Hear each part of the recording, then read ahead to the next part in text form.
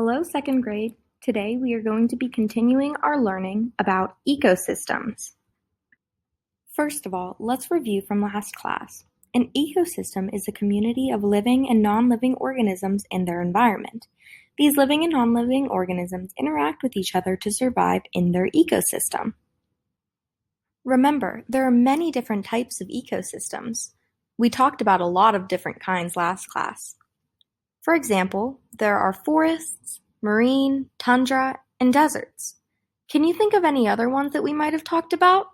I'll give you a second to think. Now today, we are going to be talking some more about relationships between living and non-living things in ecosystems through food chains. Now before we begin, you should know that there are different links to the food chain. There are producers, consumers, and decomposers. We'll talk about these more in the next few slides. Producers.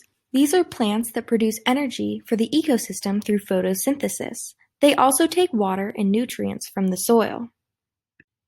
Consumers. Consumers are animals who eat plants and other animals. They do not produce energy. They use energy.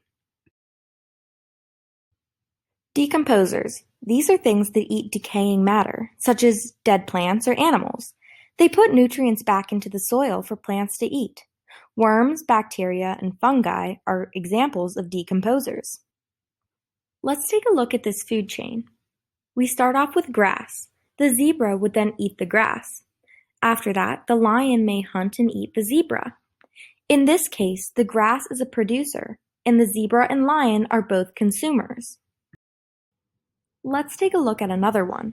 We can start off with corn. This is a consumer. A mouse might eat this corn. Then, snakes eat mice, so let's say a snake eats that mouse. Finally, a hawk might eat that snake. Here's one last example. Grass, which is a producer, might be eaten by the consumer grasshopper. The grasshopper might be eaten by the consumer frog, and the frog might be eaten by the consumer snake. Lastly, the snake might be eaten by the consumer eagle.